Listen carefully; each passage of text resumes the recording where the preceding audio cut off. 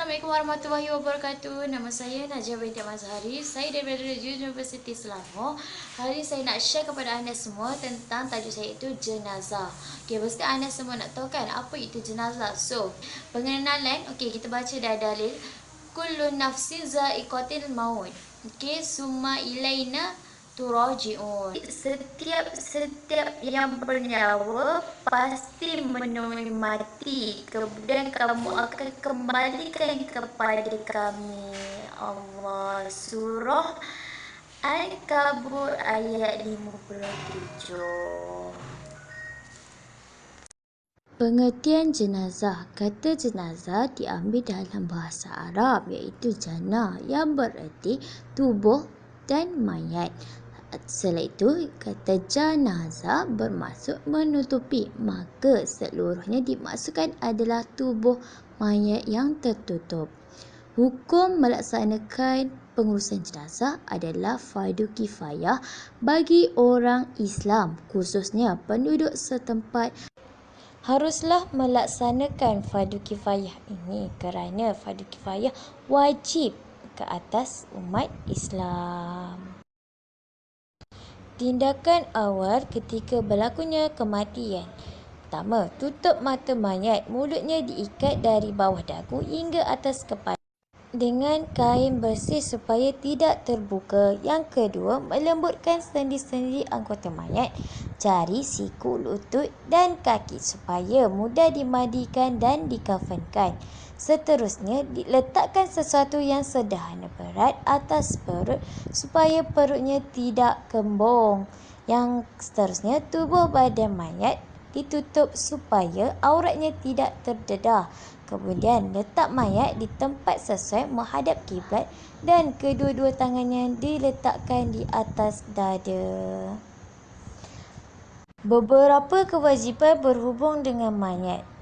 Penyergaraan jenazah terbahagi kepada 4. Memandikan jenazah, mengkafankan jenazah, mensolatkan jenazah dan mengebumikan jenazah. Setiap umat Islam haruslah membuat pengurusan jenazah kerana hukum pengurusan jenazah mengikut syariat adalah fardu kifayah. Cara mandi jenazah. Yang pertama mestilah niatkan nawaitu ghuslan adaan man hazihi maitati lillahi ta'ala, itu bagi lelaki, dan bagi perempuan pula nawaitu ghuslan adaan an hazihi maitati lillahi ta'ala. Yang seterusnya, pertama dicurahkan air sebelah kanan daripada kepalanya sambil ke tumit sebanyak 3 kali, kemudian ke kiri pula. Seterusnya ada pula dari kepala dan dada hingga ke tumit serta disabunkan atau digosokkan. Dicurahkan air bidara ke sebelah kanan dan kemudian sebelah kiri. Seterusnya dicurahkan pula air kapur barus ke dalam air kapur barus dengan membaca doa sebanyak 3 kali. Sebab apa kita sapu daun bidara dengan kapur barus? Kerana mayat ni dia busuk. Sebab itulah kita perlukan letak air bidara dan kapur baru. Seterusnya, wajib disampaikan air kemaluan si mati supaya bersih daripada segala kekotoran. Seterusnya, ambil kain lain pula untuk membersihkan gigi dan 2 lubang hidung mayat. Jangan pakai berus gigi tau, sial mayat tu sakit. Seterusnya, dikeringkan atau disapukan dengan kain tuala. Dan akhir sekali, diwudukkan baginya seperti orang yang hidup. Seterusnya tayamum jenazah. Debu tayamum turut digunakan bagi jenazah berikut. Yang pertama, terdapat cat pada jenazah. Yang kedua, lelaki yang belum berkatan. Yang tiga, terdapat tatu pada anggota badan. Seterusnya, terdapat kuku yang berwarna dengan terdapat rambut yang diwarnakan dengan pewarna. Seterusnya, jenazah yang terlalu uzur seperti kebakaran. Kemudian ketiadaan air dan mati kerana virus yang Assalamualaikum warahmatullahi wabarakatuh. Saya akan menerangkan tentang mengkafankan jenazah.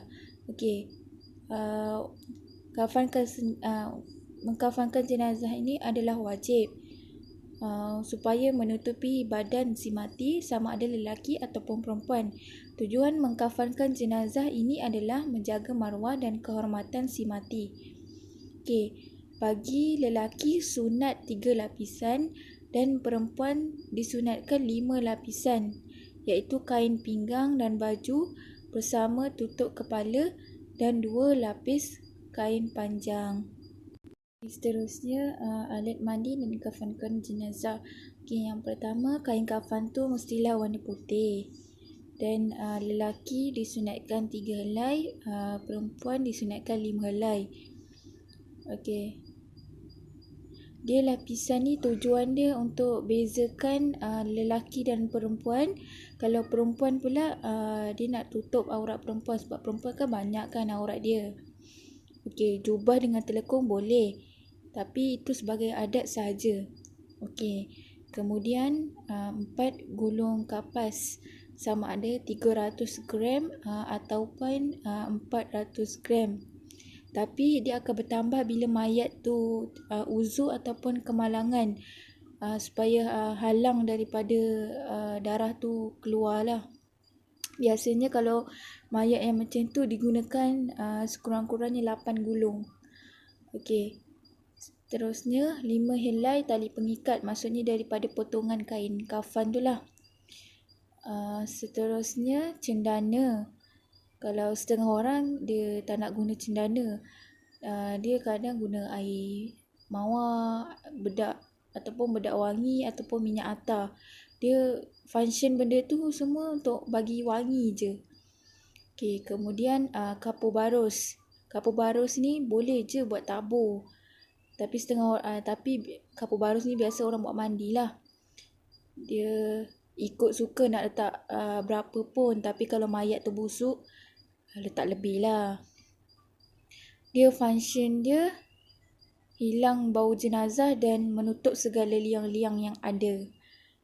Okey, seterusnya air bidara. Air bidara ni dibuat mandian lah. Okey. Akal sintok. Sabun ataupun sabun mandian. Akar sintok ni dia tumbuhan. Dia buat mandian lah, direndam dalam air. Kemudian function dia untuk hilangkan kotoran. Okay, debu tayamum. Debu tayamum ni standby lah kalau jenazah tu sama ada dia belum berhatan ke, kanak-kanak ke, rambut dia berwarna, kuku dia warna, lepas tu tatu. Maksudnya tempat-tempat yang tak kena dengan air. Maksudnya air tu tak mengalir lah. Okay, kemudian cara mengkafankan jenazah. Okay, yang pertama kain kafan tu dihamparkan sehelai demi sehelai. Okay, setiap lapisan tu mestilah ditabur dengan wangian. Sama ada tadi tu lah cendana, air mawar ke, bedak ke. Kecuali yang meninggal dalam ihram. Lepas tu kedua-dua tangan jenazah tu mesti diletakkan dekat dada macam kita qiyam dekat dalam solat. Okey. Kapankan jenazah dengan berhati-hati dan lembah lembut dengan menutupkan segala tubuhnya. Untuk solat jenazah pula, solat jenazah ni mestilah untuk orang yang ni kan, maksudnya solat orang yang hidup pada orang yang mati. Okey, tujuan solat jenazah ni untuk memohon keampunan, keredaan serta rahmat Allah untuk si mati. Ianya juga untuk penghormatan seorang Muslim terhadap saudara seagamanya. Okey, syarat sah solat jenazah ni, jenazah tu mestilah, yang pertama mestilah dah mandi kan.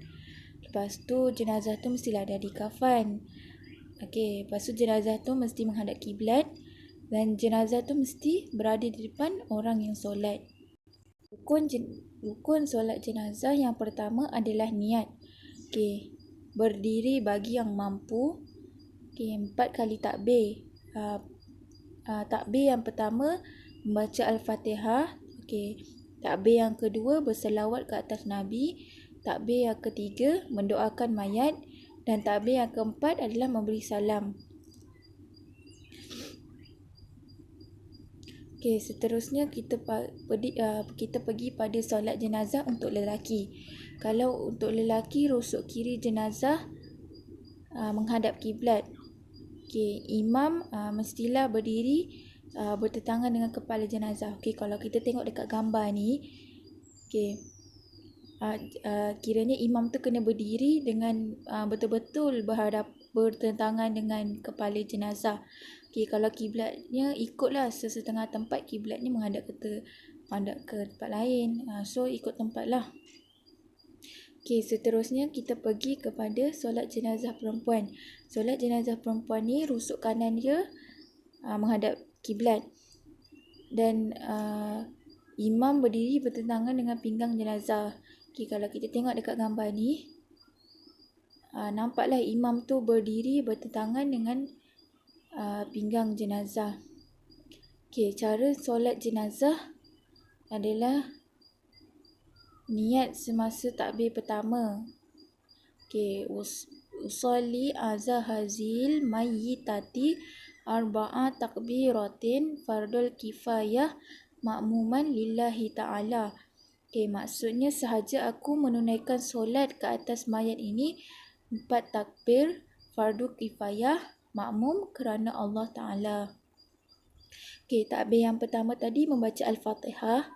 Okey, takbir yang kedua membaca selawat kepada Nabi. Maksudnya macam kita berselawat masa kita solat fardu. Okey, takbir yang ketiga adalah berdoa untuk si mati. Dan takbir yang keempat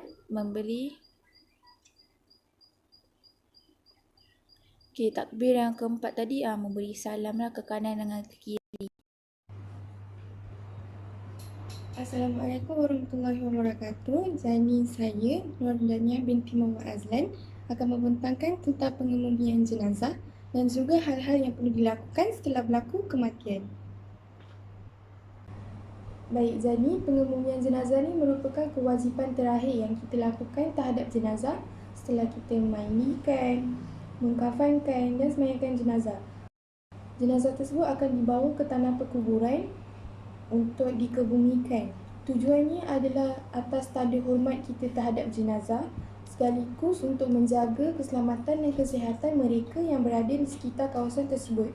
Ini kerana mayat itu mengalami proses perebutan. Jadi apabila perebutan organisma ini berlaku, mayat tersebut akan mengeluarkan bakteria dan juga bau busuk. Dan bakteria tersebut akan mendatangkan penyakit kepada mereka yang berada di sekitar kawasan tersebut. Jadi, atas sebab itu, jenazah ini perlu ditanam. Okey, seterusnya lubang kubur. Okey, yang pertama mempunyai liang lahat. Liang lahat iaitu lubang kecil sekadar dapat memuatkan jenazah di dalamnya. Bagi struktur tanah yang lembut, macam yang kita tahu, struktur tanah lembut ni mudah runtuh. Jadi, liang untuk meletakkan jenazah adalah di tengah ataupun di dasar. Manakala bagi struktur tanah yang keras, liang untuk meletakkan jenazah adalah di tepi. Jadi yang kalau kurang pasti, boleh lihat raja di bawah. Raja A yang di sebelah kiri itu untuk struktur tanah liang untuk meletakkan jenazah bagi struktur tanah lembut. Manakala yang di sebelah kanan, raja B adalah untuk tanah yang keras. Saiznya adalah yang kedua. Saiz lubang kubur ni adalah sederhana, iaitu tak terlalu kecil dan tak terlalu besar, sekadar termuat untuk mayat. Dan kebiasaannya lebarnya adalah 4 kaki setengah dan juga kedalamannya adalah kebiasaannya 6 kaki untuk menghalang bau busuk daripada keluar dan menghalang binatang lain untuk menggali lubang kubur tersebut. Baiklah, jadi yang seterusnya tata cara pengemumian jenazah. Yang pertama, apabila tiba sahaja jenazah tersebut di tanah perkuburan, mayat tersebut akan diletakkan di kaki kubur terlebih dahulu. Kemudian, apabila liang lahat telah siap digali, barulah kita akan letakkan mayat ke dalamnya secara perlahan dan cermat. Seterusnya yang ketiga, kedudukan mayat tersebut perlulah mengiring ke sebelah kanan dan juga menghadap ke arah kiblat. Jika jenazah tersebut adalah jenazah perempuan, ketika memasukkannya ke dalam kubur, mayat tersebut perlu ditutup di atasnya dengan kain atau apa-apa sebagai alas untuk mayat tersebut.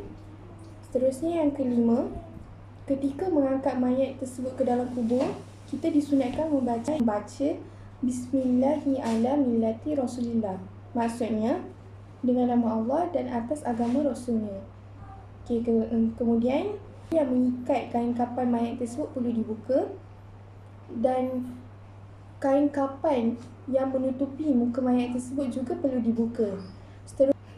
Seterusnya yang ke-9, 3 kepal tanah akan dimasukkan ke dalam kubur sambil membaca surah Toha ayat ke-55.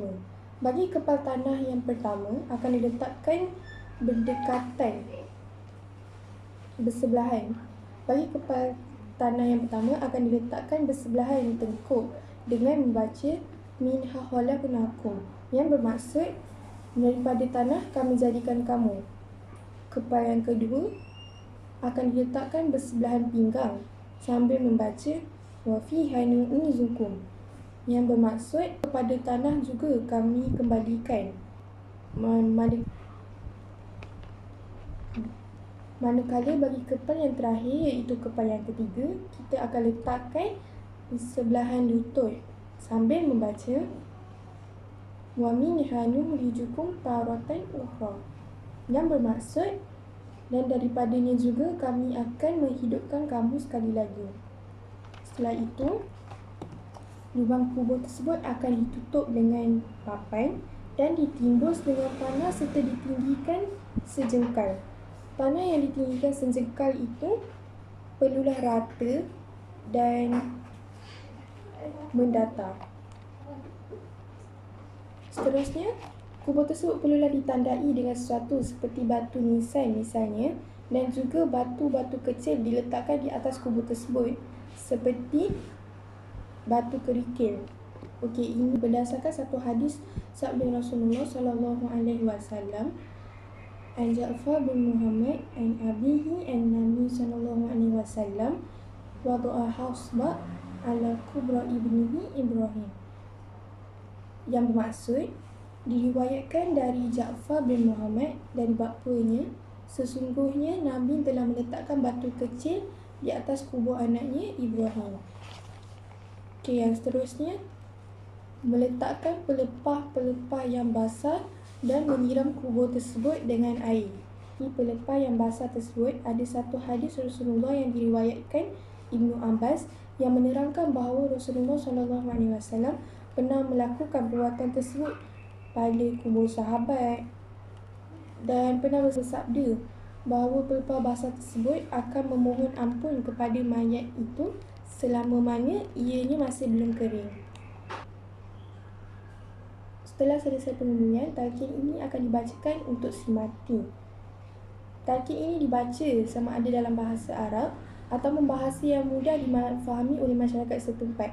Contohnya macam kita dekat Malaysia, jadi talqin tersebut boleh dibaca dalam bahasa Melayu, tetapi adalah lebih baik dibaca dalam bahasa Arab. Tujuan talqin ini tak lain tak bukan adalah untuk memberi peringatan kepada kita yang masih hidup ni bahawa di alam ini hanyalah sementara dan mati itu pasti. Dan bacaan talqin ini dibacakan juga sebagai pertolongan kepada si mati. Semoga si mati tersebut tetap jawapannya ketika disoal oleh malaikat munkar dan nakir. Hal-hal yang dilakukan sesudah berlaku kematian. Jadi apabila berlaku kematian dalam satu institusi keluarga, terdapat beberapa perkara yang perlu diselesaikan segera oleh ahli waris. Ahli waris ini merupakan ahli keluarga bagi arwah tersebut. Jadi antaranya yang pertama, ahli waris perlu memastikan pengurusan jenazah berjalan dengan lancar. Ini membabitkan urusan memandikan jenazah, kelengkapan untuk mengkafankan jenazah, misalnya seperti kain kafan, kapur barus, dari segi solat jenazah, dan juga pengebumian yang memerlukan bayaran upah, misalnya bayaran van jenazah untuk menghantar jenazah daripada rumah atau hospital ke tanah perkuburan. Seterusnya, penyelesaian hutang simati.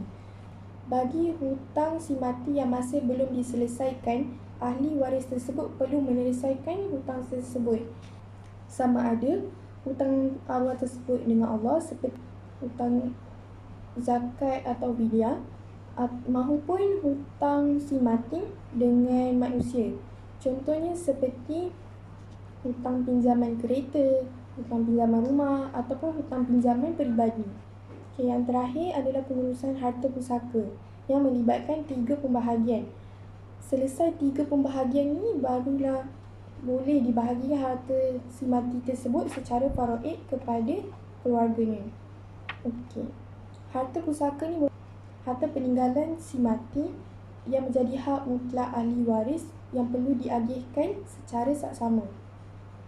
Tujuan harta pusaka ini perlu diuruskan dengan segera untuk kita elakkan sebarang persengketaan berlaku dalam keluarga tersebut.